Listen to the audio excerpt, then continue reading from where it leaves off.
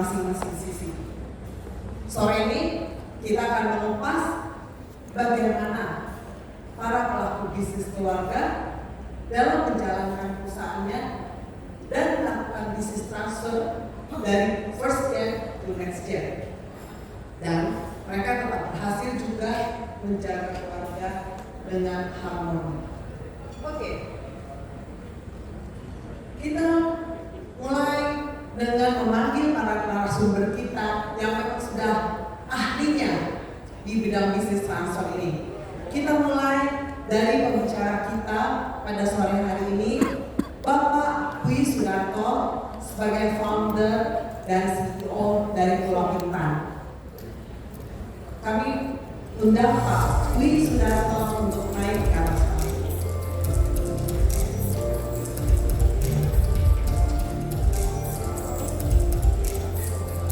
Selamat sore Pak Dwi.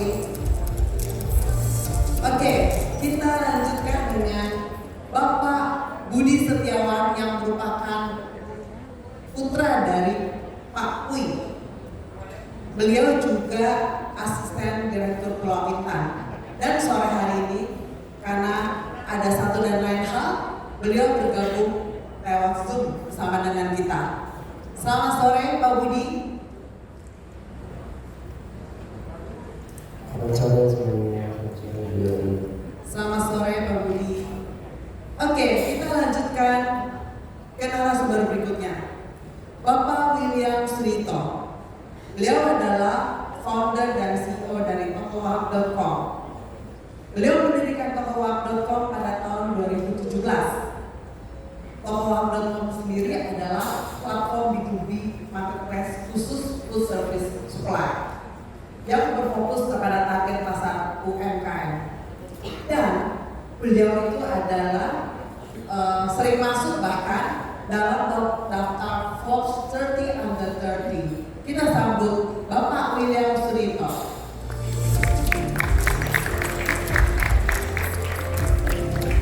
Selamat sore Pak William.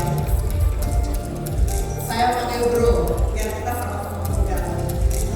Oke, selanjutnya kita panggil narasumber yang sudah tidak asing lagi buat teman-teman nasabah yang masih muda-muda, yaitu Bapak Ivan Tandio. Pak Ivan Tandio adalah CEO dari Navampi Holding dan Eleven Space. Beliau datang dari Melbourne buat kita. Oke,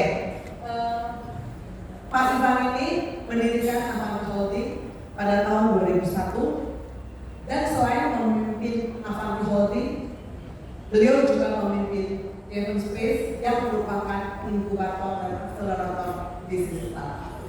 Oke, kami persilakan Pak Ivan Tandio untuk naik ke atas panggung. Selamat sore Bro Ivan. Oke. Terima kasih buat para narasumber kita yang hebat ini.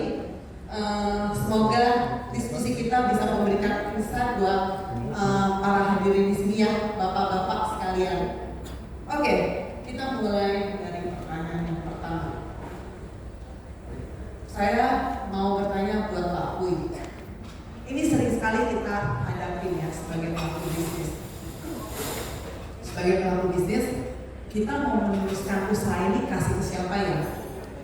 Ke putra-putri kita atau ke para profesional?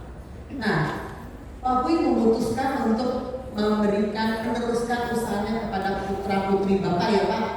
Nah Pak, mungkin Bapak bisa kasih alasan Pak, kenapa Bapak lebih memilih putra-putri yang tentunya waktu dipilih itu masih muda-muda ya Pak, mungkin masih belum punya pengalaman, daripada memberikan kepada para profesional yang lebih berpengalaman misalnya. Transfer bisnis ini keluarga bukan sekejap mata. Kita harus memberikan jangka panjang. Karena kalau putra-putra sendiri kita otomatis lebih mengenal, kita bisa didik dari awal. Ya tentu putra-putri kita sendiri lebih mengenal daripada proporsional. profesional. Dan tentu perusahaan kita juga perlu banyak menggunakan profesional pada bidang-bidang keahliannya. Jadi generasi ya anak-anak kita juga bisa belajar dari profesional untuk melanjutkan usaha keluarga ini. Oke, jadi Bapak ada satu kepercayaan pada putra putri Bapak pasti bisa belajar untuk tetap profesional ya Pak? Ya benar, tentu harus belajar. Ya tentu dengan dasarnya kita memberikan pendidikan yang baik sebelum kita terjun ke bisnis. Tentu pendidikan harus cukup. Setelah itu ya kita harus mengenalkan usaha kita ya agar anak-anak bisa bisa merasakan bahwa itu cocok di bidangnya. Oke, jadi pertama Bapak tes, kemudian Bapak mulai mengenalkan pada para putra putri Bapak ya. Saya dengar Bapak itu sudah mengajak mereka dari masih kecil ya untuk kenal ke perusahaan. Ya, memang dari anak-anak dari SD, kebetulan saya di bidang di konstruksi, di proyek-proyek. Dari SD juga kita udah mengenalkan bahwa anak-anak ke proyek-proyek, dan setelah udah dewasa otomatis memilih bidang yang sama dengan bapaknya. Jadi untuk transfer bisnis berikutnya udah nggak ada kesulitan karena sekolahnya, kuliahnya juga bidang yang sama. Oke, jadi memang sudah pengenalan dari awal. Ngomong Pulau Intan ini sudah lebih dari 40 tahun usianya. Artinya sebenarnya pada saat anak-anak dikenali sebenarnya sudah matang ya Pak ya? Ya memang sudah mengenal, jadi sudah matang, otomatis ya setelah dia anak-anak bisa pegang perusahaan untuk meneruskan, tentu didukung banyak profesional yang pada bidangnya. Oke, jadi dengan usia yang sudah matang, punya profesional, tentunya di situ menjadi laboratorium yang baik buat putra putri Bapak untuk mengenal perusahaan lebih dekat. Terima kasih Pak untuk insight-nya. Nah sekarang kita mau bertanya sama putranya, Budi Setiawan. Kita panggil Bro Budi. Halo, Bro Budi. Oke. Nah, Bro Budi, sama kita sama-sama muda jadi baru panggil Bro. Oke, Bro Budi, tadi Papa sudah mengatakan dari masih kecil ya, sudah dikenalkan ke perusahaan untuk udah bisa belajar lah dari perusahaan Papa gitu ya.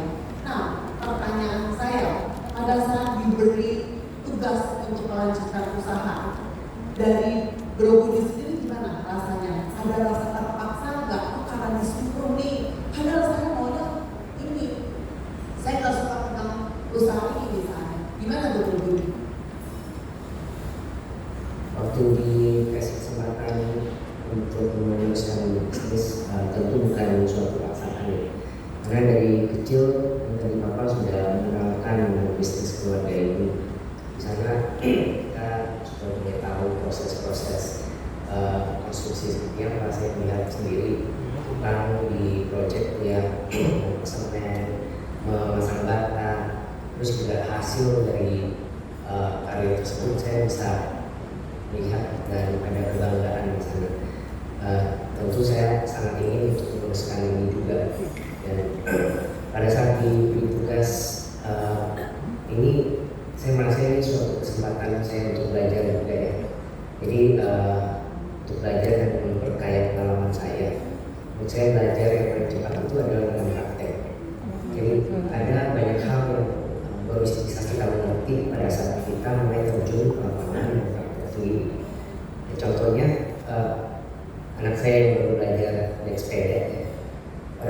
saya ajarin dia naik sepeda, saya kasih tahu ini harus balance, harus mengayuh, kuat. Tapi pada saat dia praktekkan sendiri, baru dia bisa merasakan, oh ternyata balance sepeda itu seperti ini loh. Mengayuh itu ternyata butuh kekuatan lebih, nggak semudah yang dia lihat gitu ya. Jadi ini juga sama pada saat kita praktek dalam bisnis keluarga. Ini merupakan kesempatan buat saya untuk banyak belajar ya, banyak hal-hal yang baru bisa saya mengerti pada saat saya terjun di project ataupun di perusahaan ini. Oke. Dan ini juga saya merasa ada kebanggaan juga karena dapat kepercayaan ya, dari orang tua bahwa saya memiliki kemampuan untuk tugas ini. Oke, terima kasih Bro Budi. Jadi sebenarnya dari kecil sudah quote-unquote hidup di dalam lingkungan perusahaan tersebut sehingga mau timbul rasa cinta terhadap perusahaan ya, dan bangga. Nah, masalahnya adalah saya dengar Bro Budi sebenarnya lebih suka arsitek. Sekarang kalau saya nggak salah, Bro Budi dapat tugasnya development ya. Nah itu gimana tuh meninggalkan cita-cita arsitekturnya? Jadi arsiteknya.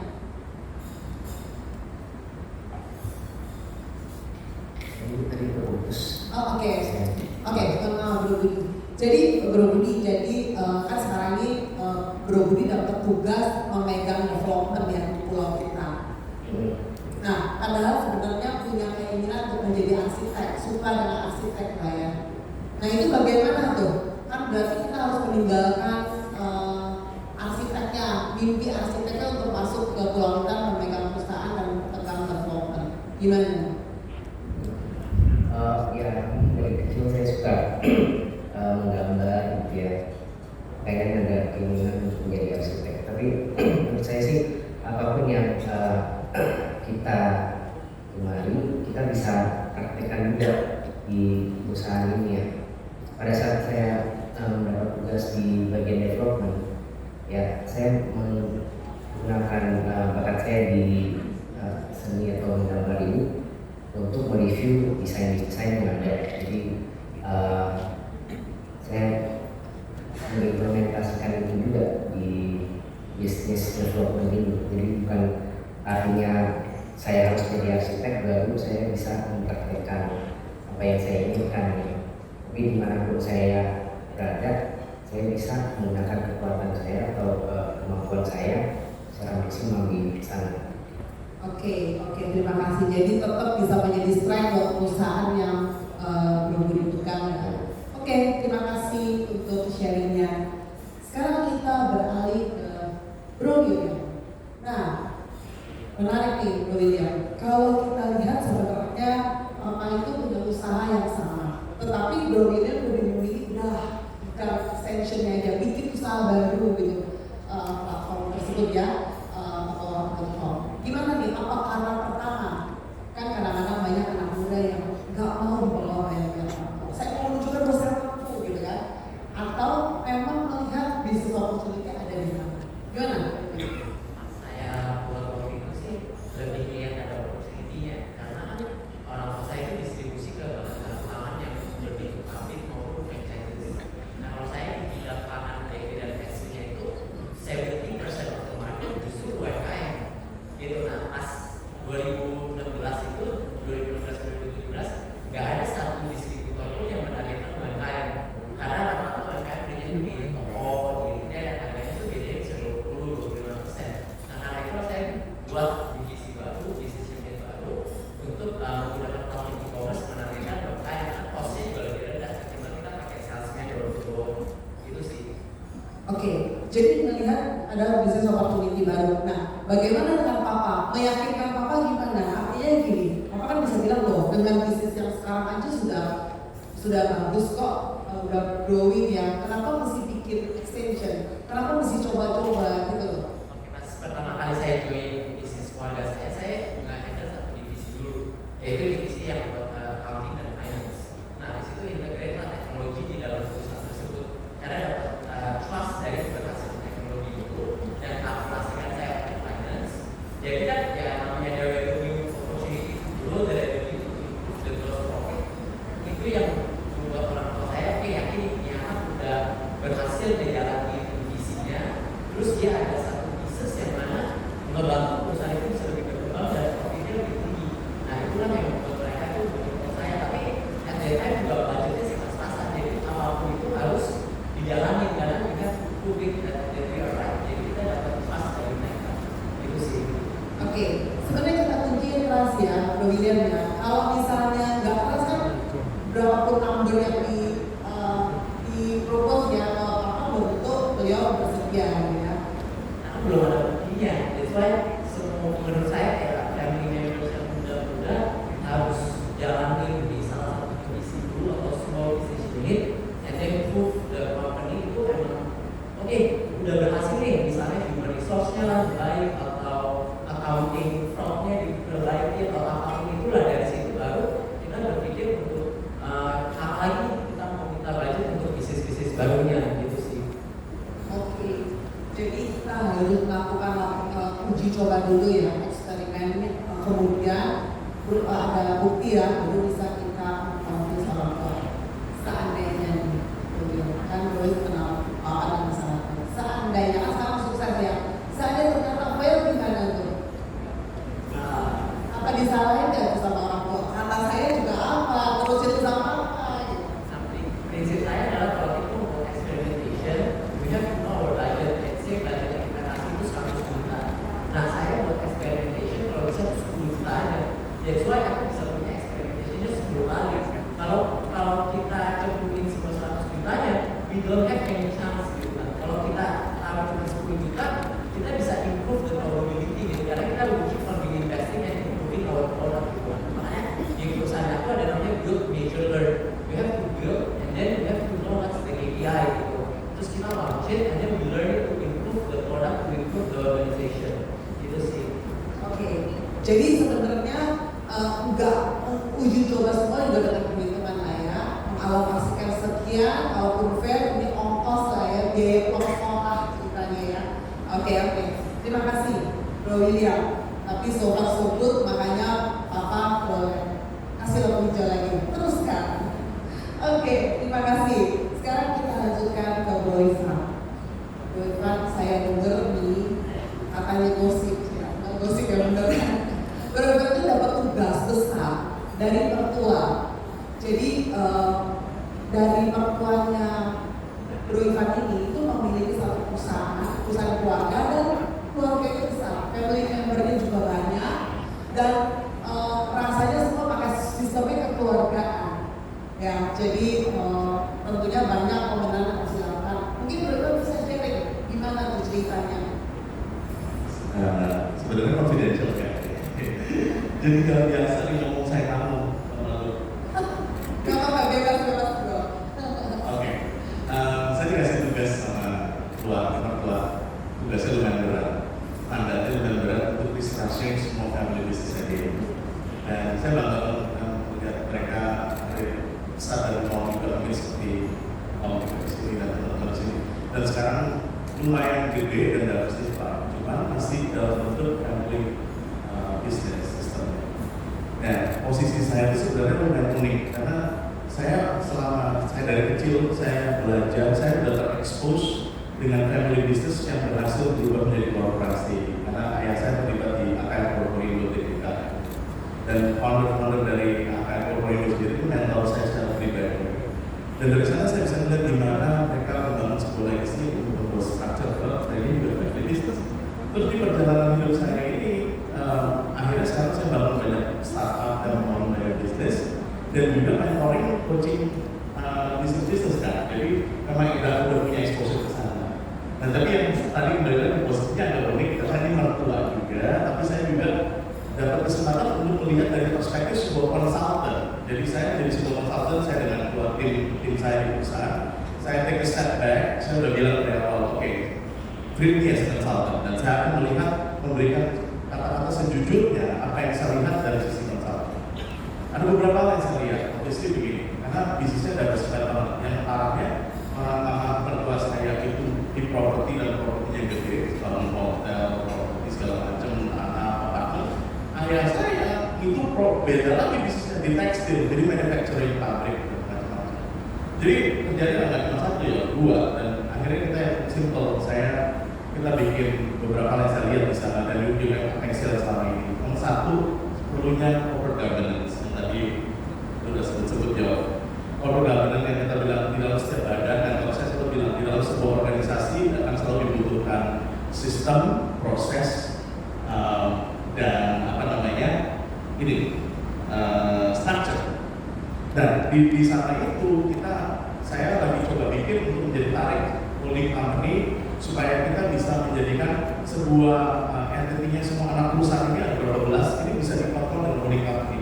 Dan yang jadi yang ini PR yang menjadi lumayan berat tadi, nggak ada, hampir semua anaknya perempuan, cuma 4 anak perempuan dan nggak ada yang ikut, termasuk istri saya yang mau ikut karena ikut saya dari Australia. Jadi nggak ada yang mau terusin, kecuali yang kedua akhirnya mau sekarang terjun kembali. Itu juga cuma bisa pegang satu perusahaan. Nah, yang lebih rumitnya lagi karena ini kerjasama sama keluarga lain, ada yang partneran sama orang asing, ada yang partneran sama saudara, nah itu mau rumit. Jadi saya lihat satu corporate governance itu lagi banget. Jadi kita berani aja itu benar dari awal, karena banyak orang zaman dulu kan kalau ngebangun bisnis mereka hustling, mereka nggak sempat pikirin struktur dan mau jalan dagang dulu, ini cuan dulu dan sebagainya. Terus kedua saya juga melihat ada gini, the new way ya, waktu keluarga anak-anak yang mulai ikut masuk terjun. Kita ini kan the new generation dan leadership di sana udah pada senior semua, dan saya lihat orang-orang di dalam itu kayak mempertanyakan juga siapa dulu sih itu teman-teman anak bos gitu. Itu seringkali terjadi, dan kita anak-anak muda seringkali mau implement sesuatu yang baru tetapi dianggapnya masih anak-anak.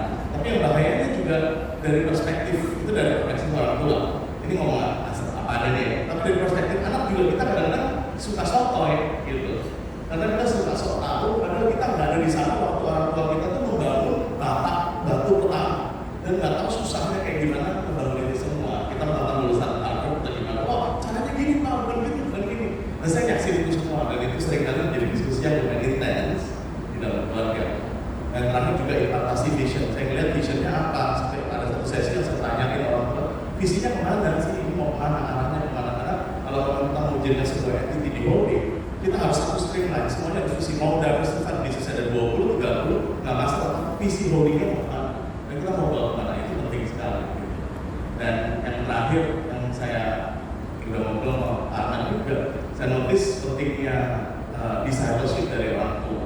Jadi sebagai orang tua, saya melihat kalau mereka bukan cuma sekedar bisnis aja gitu, ini jalanan bisnis, tapi sepanjang hidup kita masih kecil, mereka menjadi sosok orang tua yang benar atau enggak, dan kita bisa menjadi anak yang baik atau enggak. Dan menurut saya role sebagai orang tua bukan hanya sekedar ini kita kasih bisnis lanjutin, tapi harus pupuk mereka dari awal, pemuritan dari awal, dari kecil dipersiapkan punya hubungan yang harmonis di dalam keluarga. Nah itu kita rasa kunci-kunci yang sebagian dari kecil dan gue lihat di lapangan langsung isu-isu itu.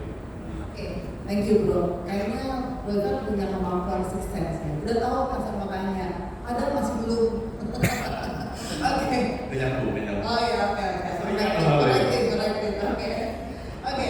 Kembali ke pertanyaan awal. Jadi artinya kalau segimanapun besarnya family atau kadang-kadang sebenarnya nggak family juga ya, bisnis partner dan sebagainya, yang paling penting adalah perlunya corporate governance. Dan mungkin family governance kali ya bro Ivan. Gitu ya. Kalau enggak nanti ikut campur, kan saya punya saham di situ gitu ya. Saya boleh dulu ikut campur. Nah, itu akan kembali ke governance. Justru enaknya kalau kita ada struktur sebagai holding, nggak semua keluarga harus ikutan. Karena kalau kita mau naruh dalam bisnis, menurut saya cocok tempat juga. Menurut saya setiap orang berbeda, wilayah berbeda. Belum tentu dia suka bisnis ini, belum tentu itu. Kenapa dia nggak bisa diizinkan untuk menemukan potensi yang dia punya sendiri? Gitu ya. Tapi bagusnya dengan struktur ini, mereka tetap bisa terlibat tanpa perlu ikut operation, tapi mereka bisa terlibat sebagai shareholders. Dan mereka bisa punya suara di AGM, mereka bisa ambil satu decision dan saling support satu keluarga lain in harmony. Gitu. Tapi yang di deploy di operation ada juga nanti gitu, masing-masing. Oke. Nah, terkait dengan itu ya, berarti saya juga pernah dengar Pak Pui itu juga memang dibagi 3 ya Pak. 3 ini beda-beda, satu pegang finance, satu pegang kontraktor, satu pegang tetapi masing-masing memiliki saham ya ke perusahaan satu-satunya masing-masing gitu ya Pak. Ya, masing-masing anak ada porsinya masing-masing. Kalau setiap anak budi sebagai developer, dia yang sebagai PIC-nya otomatis sahamnya lebih besar daripada anak yang lain. Jadi masing-masing, kalau seperti kontraktor juga begitu, Gunawan yang pegang kontraktor, ya, tentu sahamnya lebih besar daripada anak-anak yang lain. Jadi semuanya kerjasama, jadi bisa atau kompak, semua perusahaan itu saling memiliki. Oke, jadi ada semacam rasa tanggung jawab untuk membangun usaha yang dengan adanya saham di situ, walaupun tidak ikut involve ya, tidak ikut terlibat dalam pengambilan keputusan gitu ya Pak? Ya, memang karena begitu juga kita pakai profesional juga, kita dianggap mitra usaha, karena kalau pagi yang info di situ otomatis kita memberikan lebih daripada yang nggak info. Oke, baik Pak Pui. Nah, saya juga dengar Bro William juga demikian keluarganya. Bapak ada beberapa putra ya, 3 ya. Nah, gimana tuh cara baginya tiba-tiba sekarang oke, Bro William pegang ini. Sebelum pegang waktu itu kalau nggak salah info ini ya, utama infonya sangat besar ya. Ya, itu gimana tuh? Nah, kalau saya tuh uniknya karena saya paling kecil sebenarnya.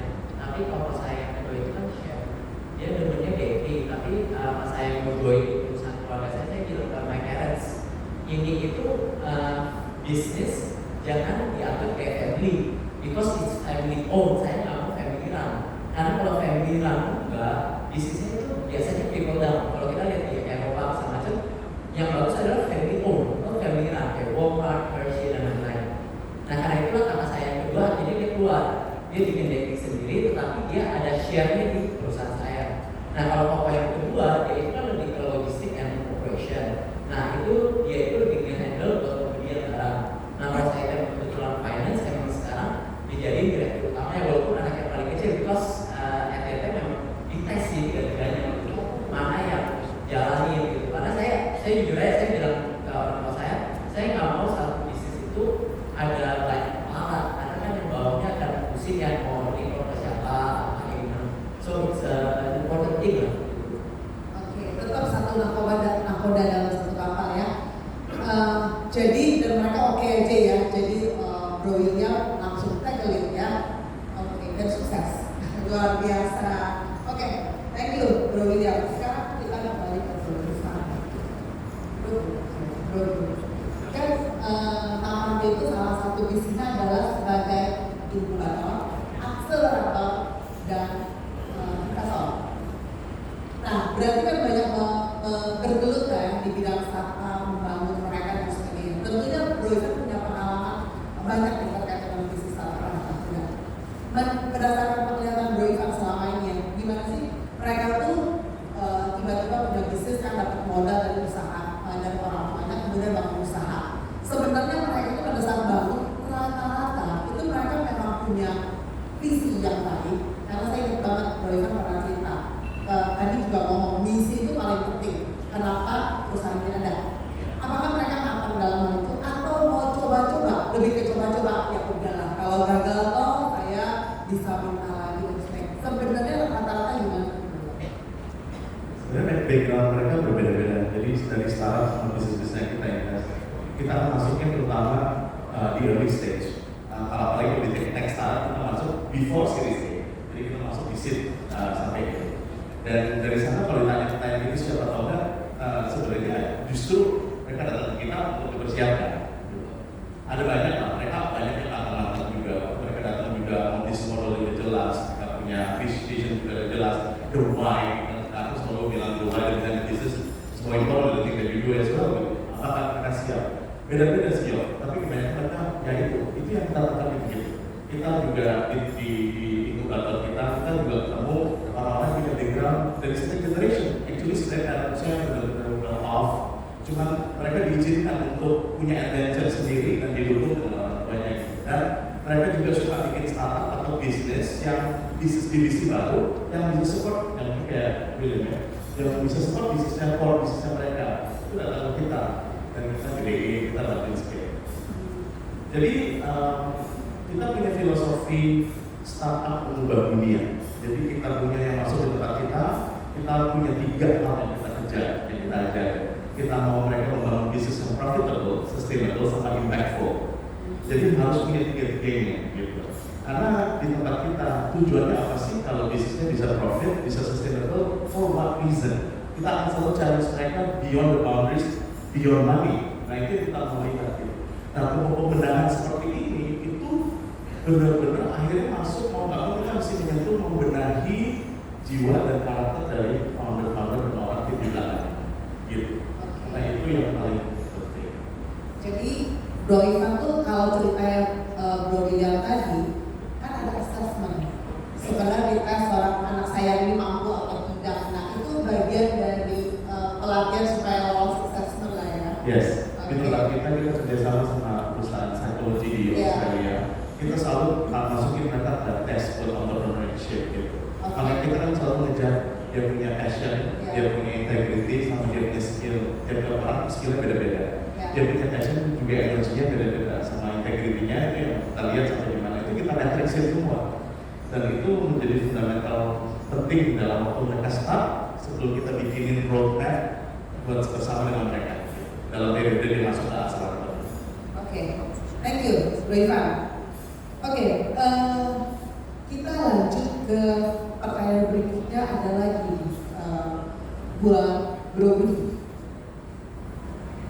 Kan sebuah bisnis keluarga kan sebenarnya terdiri dari beberapa aspek keluarga. Kadang-kadang kan tipikalnya berbeda. Kalau susah-susahnya sama saudara, kalau saudara kan tadi jelas ya, mungkin ada tanggung jawabnya beda-beda. Tapi begitu sama orang tuanya misalnya, orang tua anak kadang-kadang caranya beda. Terus ada generation gap-nya juga, generation gap, terus kemudian ada latar belakang prinsip dan sebagainya. Terus tiba-tiba pulang dari sekolah di luar negeri datang, mestinya begini, mestinya ini, diubah sana, diubah sini. Nah, gimana tuh harusnya Bro Budi kalau terjadi hal ini bagaimana menyiasatinya supaya tetap smooth, perbedaan ini tetap smooth, bisa saling memperkaya tapi tidak saling quote unquote dalam menjadi menjatuhkan perusahaan. Gimana tuh Bro Budi? Ya, kalau menurut saya yang paling penting itu komunikasi. Jadi kita ada hal-hal baru yang mau kita bawa ke dalam perusahaan, tentu kita harus menyampaikan kepada first gen sebagai founder yang paling tahu mengenai perusahaan seluruhnya dari awal perusahaan berdiri sampai berkembang sampai sekarang, apa saja perkembangan perusahaan dan filosofi dari founder itu seperti apa. Tentu kita harus kita konsult ke first gen. Jangan serta-merta kita bawa perubahan menurut kita ini yang paling benar, paling baik, kita paksakan untuk implementasi di perusahaan. Tentu itu komunikasi ini tidak perlu dua arah sebenarnya. Jadi komunikasi yang baik kita harus bisa menyampaikan pendapat kita dengan jelas ya. Dan kita juga harus mendengar pendapat orang lain dari first gen, pendapat dia itu seperti apa.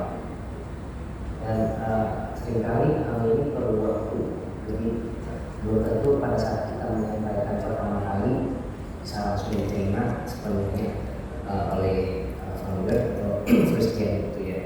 Jadi jangan malas untuk menjelaskan, bisa perlu proses yang berulang untuk kita menjelaskan konsep kita ini dan harus bertahap sedikit demi sedikit.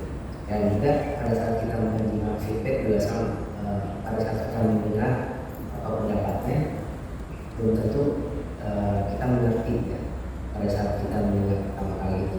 Jadi memperlu proses untuk kita mencerna apa yang feedback yang diberikan itu.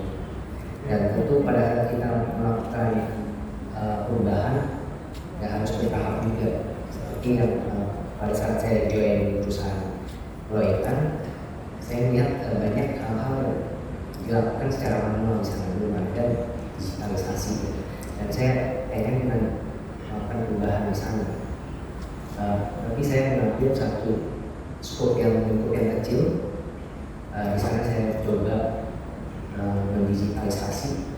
Waktu itu saya mulai dari proses purchasing, ya, bikin PO nya, kita bikin modul yang cukup sederhana, yang kita tentu sudah komunikasikan dengan si usernya dan juga di pihak first-gen semuanya sudah oke, dan kita komunikasikan dengan skop yang kecil itu kita bisa lihat penerapannya ya, sebelum kita menerapkan ke skop yang lebih besar. Jadi dari sana proses perubahan bisa berjalan lebih alami, lebih smooth tanpa ada konflik-konflik yang cukup berat. Oke, terima kasih Bro Budi. Nah, sekarang kita lanjut ke Pak Pui. Pak, gimana tuh Pak? Kalau tadi anak mudanya tiba-tiba datang mengganti ganti-ganti yang coba-coba tadi, menurut saya harus diganti nih. SDM semua langsung diganti, dipecat dan sebagainya. Sistem semua diganti. Gimana tuh Pak Pui? Selalu kita memberikan kesempatan untuk anak muda. Anak muda itu pasti ilmunya, ya setiap generasi itu pasti ilmunya bertambah lebih baik daripada generasi sebelumnya. Kita harus mengakui. Cuma kalau pengalaman tentu yang pertama ya yang lebih tua lebih berpengalaman. Ya, jadi akan kita kebetulan kita kontraktor dan developer itu proyek per proyek. Ya, tentu kita memberikan kesempatan coba dilakukan per proyek aja. Setelah dilakukan per proyek itu sukses, ya baru dilanjutkan proyek-proyek yang lain. Jadi tidak dirubah secara total menyeluruh. Ya, itu kalau lain sama satu perusahaan yang tidak bisa di-split masing-masing proyek, itu memang ada sedikit kesulitan. Kalau kebetulan kita punya bisa di-split per proyek masing. Oke, terima kasih Pak Pui. Jadi jangan semua 100% diubah lah ya. Seperti yang Bro William ya, akan lakukan dulu skala kecil, kalau sudah berhasil ya sudah dilanjutkan. Gitu ya Pak Pui ya. Oke, baik. Ya Pak Pui ada pendapat? Memang harus dilakukan begitu. Kontennya yang sudah berjalan itu sudah, kalau menurut kita kan sudah cukup lancar. Kalau dirubah harusnya lebih baik daripada sebelumnya. Oke, baik Pak Pui, terima kasih buat share-share-nya. Oke, karena waktu yang sangat terbatas, nanti kita akan lempar satu pertanyaan buat para audiens. Mungkin sebelum kita tutup bincang-bincang sesi ini, mungkin closing statement dari Pak Pui, silakan closing statement dulu, apa yang mau disampaikan buat para nasabah di sini. Kalau menurut saya, pekerjaan itu harus disyukuri, harus dinikmati, harus dicintai. Kedua, harus disiplin dan konsisten untuk menjalankan. Ketiga, kita juga harus melaksanakan sepenuh hati. Itu kunci kesuksesan. Terima kasih. Baik, terima kasih Pak Pui. Bro Ivan, singkat saja, bisa ada closing statement dari Bro Ivan? Kalau pesan saya buat the next generation, kita anak-anak, kita mesti punya hati yang humble. Kalau kita dikasih kepercayaan untuk take over the business, punya hati yang humble. Kita tahu kita punya skill, kita sekolah, tapi kita nggak ada di sana waktu itu dibangun. Jadi waktu kita menyampaikan sesuatu yang baru, kita harus ada caranya. Kita punya caranya dengan tetap sopan dan hormat. Kita sampaikan ide-ide baru ini. Tapi kita harus juga mau punya telinga yang mendengar dan mengerti apa bisnis ini dan history dari bisnis itu apa. Dan dari sisi orang tuanya ya, dari sisi orang tua, om, tante, thank you udah percayain. Tapi boleh juga anak-anak muda ini dijadiin senjata untuk inovasi. anak muda ini harus jadi senjata energy for change dan energy of evolvement. Mungkin seperti kalau tadi seperti Om Kui ngomong, dikasih kesempatan, I think itu perusahaan yang berani memberi kesempatan, room for mistakes to innovate. Menurut saya itu menjadi perusahaan yang luar biasa. Oke, baik, terima kasih Pak Ivan. Keren ya. Oke, Bro William, closing statementnya bisa disampaikan singkat saja. Saya kan dari family business. Ya. Jadi dari family business itu kalau menurut saya ada satu, pasti bisnisnya itu passionate about it. Jangan kayak mau masuk ke family business cuma gara-gara salary-nya tinggi. Biasa banyak yang kayak gitu kan. Kedua, ya make sure everything that you do tuh harus ada value-nya, karena apa yang kita launch kalau nggak ada value yang nggak bisa di-commercialize, nggak bisa take revenue or profit out of the customers, gitu sih. Oke, terima kasih Bro William. Kemudian terakhir dari Bro Budi, singkat boleh disampaikan closing statement-nya. Oke, ya mungkin untuk para generasi penerus ya, yang khususnya yang baru masuk dalam bisnis keluarga, mungkin pesan saya jangan takut melakukan kesalahan. Mungkin bagi yang masih baru, masih belum pengalaman, kadang takut melangkah ya, karena takut melakukan kesalahan. Tapi yang penting kita belajar dari kesalahan tersebut. Jadi sehingga kita bisa menjadi lebih baik ya. Jadikan kesalahan itu sebagai batu loncatan kita. Jangan sampai ketika kita melakukan kegagalan atau kesalahan itu kita malah nggak tahu apa yang terjadi. Jadi perlu dijadikan itu sebagai pelajaran yang berharga bagi kita ya. Dan jangan malu untuk bertanya juga sebagai generasi penerus yang masih muda dan tidak pengalaman. Kadang malu ya bertanya karena kita banyak yang nggak tahu. Begitu kita tanya bukan artinya kita bodoh atau tidak bisa ya gitu ya. Tapi tanya sebaik-baiknya, kita punya kesempatan untuk belajar.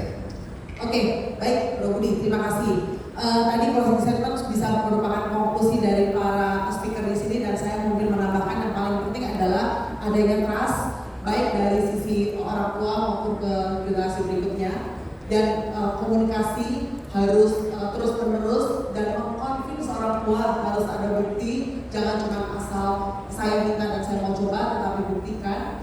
Semua ada KPI-nya dan numbers-nya, dan terutama kita perlu ada family governance dan corporate governance yang mengatur semuanya secara profesional. Baik, terima kasih banyak untuk sharingnya para bapak-bapak di sini, Pak Kui, Bro Budi, Bro William, dan Bro Ivan. Semoga sharing ini bermanfaat buat kita semua. Saya lakukan pertanyaan,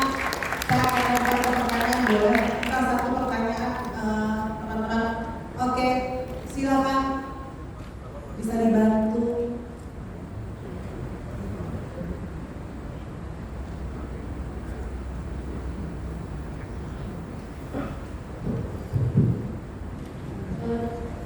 Selamat malam semuanya. Pertama-tama terima kasih untuk kesempatannya. Jadi saya mau tanya untuk Pak William. Bapak kan bilang Bapak melakukan digitalisasi dari usaha orang tua ya. Nah, pertama itu saya mau tanya, digitalisasi apa yang Bapak lakukan selain kalau yang saya lihat itu ada website dan mungkin aplikasi. Nah, yang kedua, kalau boleh tahu sekarang penjualannya itu apakah lebih banyak di website atau masih tetap offline dengan cara yang lama gitu. Dan yang ketiga, kan orang tua itu biasa jualannya dari pabrik, mungkin ke distributor gede baru ke UMKM atau kayak customer-nya gitu kan. Kalau sekarang Bapak buat platform untuk memotong rantai itu, apakah distributor yang marah? Nah, Bapak solusinya gimana gitu? Untuk menghadapi distributor yang sudah existing bertahun-tahun selama ini beli ke orang tua Bapak. Nah, Oke, terima kasih pertanyaannya. Silakan Bro William. Oke, yang pertama soal digitalisasi saya ngakunya satu itu lebih ke operation ya, karena biasanya family business yang tradisional itu banyak defect, kayak contoh inventory-nya kecolongan, uangnya hilang seperti itu satu hal yang saya udah dari dulu. Dari situ gain trust, baru buka bisnis unit baru untuk e-commerce, itu satu hal. Nah, kedua soal mana yang transaction-nya lebih banyak atau penjualan lebih banyak, dua-duanya itu growing. Yang tadi saya bilang, kita nggak ada kanibalisasi karena customer-nya orang tua saya itu ke manufacturers and franchises yang mempunyai 4 cabang lebih lah, bakery atau restorannya. Sedangkan saya targetin yang cabangnya satu ataupun yang home industry yang nggak bisa dijangkau oleh distribusi pada umumnya. Jadi kayak contohnya orang tua saya paling customer-nya ratusan. Dia udah jalan 40 tahun. Nah saya sendiri perusahaan ini baru 5-6 tahun, tapi customer saya udah lebih dari 5.000. So hanya menggunakan digital bisa reach out those kind of customers. Ya, nah ketiga soal bisa nggak sih bermasalah sama distributor atau agen-agennya orang tua saya. Sebenarnya UMKM itu sebelumnya zaman Pak Jokowi sekarang ngomongin UMKM itu nggak ada yang mau lirik karena kenapa? It's unprofitable. Itu nggak bisa it's unprofitable karena distributor itu reach out to them menggunakan sales door to door. Satu distributor dia punya ratusan sales. Satu sales cuma bisa datangin 4-5 customer per day. Kalau revenue per invoice-nya itu di bawah 10 juta, itu nggak untung. Invoice saya itu cuma 2.500.000, 5 juta. That's the reason why yang ada distributor itu sekarang happy atau manufacturers dia happy banget. Ada di Toko.com kita bisa reach out to a lot of more customers untuk branding mereka punya produk juga gitu sih. Oke, terima kasih Bro William, semoga menjawab. Jadi digitalisasi merupakan sebenarnya menambah menjadi another channel ya, menjadi channel tambahan sales ya, dan kita reach-outnya jauh lebih luas. Sementara yang konservatif masih tetap jalan. Oke, baik, terima kasih Bro William untuk jawabannya. Kita sudah di penghujung sesi saat ini. Bapak Ibu, terima kasih buat Pak Pui, Bro Budi, Bro William, dan Bro Ivan Nadia sudah menyempatkan untuk berbagi di sesi ini. Semoga sesi ini bisa membawa insight dan inspirasi baru buat kita semua dalam mengelola wealth transfer dengan lebih baik. Salam sukses untuk semuanya. Setelah ini Bapak Ibu kita akan sampai di sesi akhir dari Digital Wealth sampai 2022, yaitu sesi What Wealth Means. Present and Future discuss di sini oleh Bapak tercinta kita, Bapak Arman Kartono. Oke, selamat sore.